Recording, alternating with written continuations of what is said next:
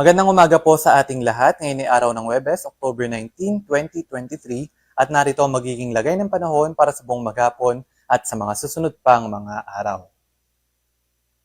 Sa kasalukuyan, patuloy yung pag-iral ng northeasterly wind flow sa may bahagi ng northern and central Luzon at magdadala ito ng maulap na kalangitan na may mga pag-ulan sa may hilaga at silangang bahagi ng northern at central Luzon.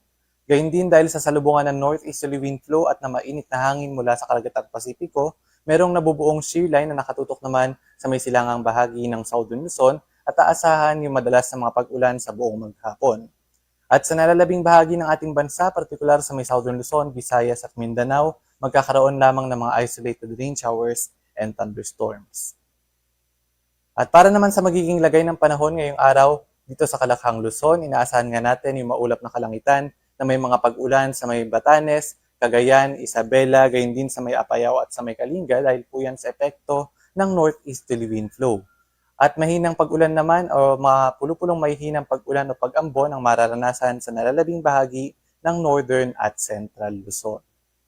Dito naman sa may southern Luzon kung saan nakatutok yung shear line, naasahan yung maulap na kalangitan na may mga kalat-kalat na mga pag-ulan, pagkidlat at pagkulog, partikular sa mga probinsya ng Quezon, Rizal, sa may Laguna at gayon din sa Camarines Norte. Bagamat possible din po na madama yung mga karating ng mga probinsya, partikular yung probinsya ng Bulacan, gayon din sa may Metro Manila, Cavite, Batangas at sa nalalabing bahagi ng Bicol Region, maaaring maging madalas yung mga thunderstorm sa buong maghapon.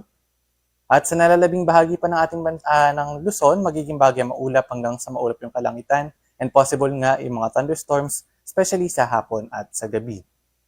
Agwat ng temperatura sa Lawag at sa Metro Manila nasa 24 to 32 degrees Celsius, sa may Tuguegarao nasa 23 to 32, sa may Baguio City 16 to 23, dito naman sa may Tagaytay 23 to 30, sa may Legazpi 25 to 31 at sa may Puerto Princesa at Calayan Islands nasa 25 to 32 degrees Celsius. At para naman sa magiging lagay ng panahon sa Kalakhang, Visayas at Mindanao, mga isolated na mga pag-ulan, pagkidlat at pagkulog sa buong maghapon ang aasahan dahil sa ngayon ay wala namang weather system na aasahan sa bahagi ng Visayas at ng Mindanao, kaya naman mga pulupulong mga pag-ulan lamang especially sa hapon at sa gabi. Agwat ng temperatura sa may Iloilo, Metro Cebu at Tacloban nasa 26 to 32 degrees Celsius, Cagayan de Oro 25 to 32, sa may Metro Davao at sa may Zamboanga City nasa 25 to 34 degrees Celsius. At sa ngayon wala tayong nakataas na gale warnings na mambaybay ng ating bansa, malaya makapalaot yung ating mga kababayang mga isda at may maliliit na sasakyang pandagat. Iba yung pag-iingat lamang sa mga papalaot sa mga baybayin ng Northern at Central Luzon, kung saan naasahan yung katamtaman hanggang sa matataas na mga pag-alon, dulot ito ng northeasterly surface wind flow. At para naman sa magiging lagay ng panahon sa mga susunod na mga araw sa mga pangunahing syudad ng ating bansa, inaasahan natin na hanggang weekends ay iiral pa rin yung northeasterly wind flow sa may bahagi ng Northern at Central Luzon, kaya po dito sa Baguio City ay mga pulupulong mga mahihinang pag-ulan o pag-ambon ang aasahan hanggang sa weekends. At sa nalalabing bahagi ng ating bansa, bahagi maulap hanggang sa maulap yung kalangitan at may mga isolated lamang ng mga pag-ulan, pagkidlat at pagkulog dulot ng mga localized thunderstorms.